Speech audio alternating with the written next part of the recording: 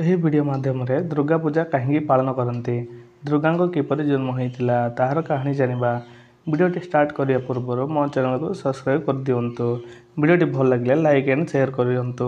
ମା ଦୁର୍ଗାଙ୍କ ଜନ୍ମ କାହାଣୀ ମହିଷାସୁର ଦାନବ ସହ ଜଡ଼ିତ। ମହିଷାସୁର ବ୍ରହ୍ମଦେବଙ୍କୁ ହଜାର ହଜାର ବର୍ଷ ତପସ୍ୟା କରି ବ୍ରହ୍ମଦେବଙ୍କଠାରୁ ଅମରତାର ବରଦାନ ମାଗିଥିଲେ। ବ୍ରହ୍ମଦେବ ଅମରତାର ବରଦାନ ମୁଁ ଦେଇପାରିବିନି, ଅନ୍ୟ କିଛି ମାଗିନିଅ ବୋଲି କହିଥିଲେ। ମହିଷାସୁର ବରଦାନରେ ଦେବ, ଦାନବ, ମାନବ, ଗନ୍ଧର୍ବ ଏମାନଙ୍କଠାରୁ ଅମରତାର ବରଦାନ ମାଗିଥିଲେ। ବ୍ରହ୍ମଦେବ ବରଦାନ ଦେଇ କହିଥିଲେ, ତୁମେ ଯେଉଁ ଦିନ ନାରୀକୁ ଅପମାନ କରିବ, ନାରୀ ହସ୍ତରେ ତୁମେ ମୃତ୍ୟୁବରଣ କରିବ ବୋଲି କହିଥିଲେ।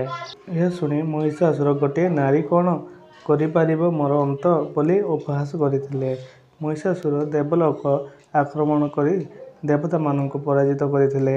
ଦେବତାମାନେ ପରାଜିତ ହୋଇ ମେରୁ ପର୍ବତକୁ ଯାଇ ରହିଥିଲେ। ଅସୁରମାନଙ୍କୁ ମେରୁ ପର୍ବତକୁ ଗଲେ ଅସୁରମାନଙ୍କର ମୃତ୍ୟୁବରଣ ହେବ, ତାଙ୍କୁ ଅଭିଶାପ ଜଣେ ମହର୍ଷି ଦେଇଥିଲେ।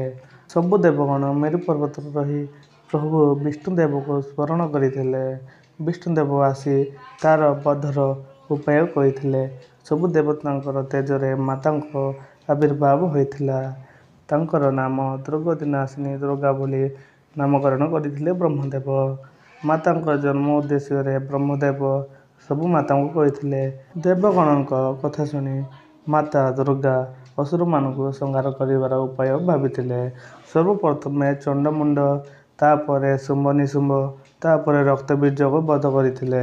ସେ ଅସୁରମାନଙ୍କୁ ବଧ କରିବା ପରେ ମହିଷାସୁରକୁ ଶେଷରେ ମାତା ଦୁର୍ଗା ବଧ କରିଥିଲେ। ଏହା ହେଲା ମାତା ଦୁର୍ଗାଙ୍କ ଜନ୍ମ କାହାଣୀ। ଜନ୍ମ ଉଦ୍ଦେଶ୍ୟ ରହିଥିଲା। ସେହିଦିନଠାରୁ ମାତା ଦୁର୍ଗାଙ୍କ ପୂଜା ପାଳନ କରି ଆସୁଛନ୍ତି।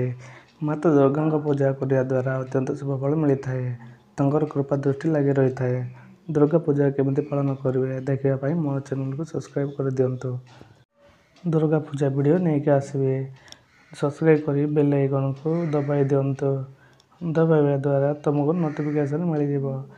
ଏ ଦୁର୍ଗା ପୂଜା ବିଷୟରେ ଜାଣିପାରିବ।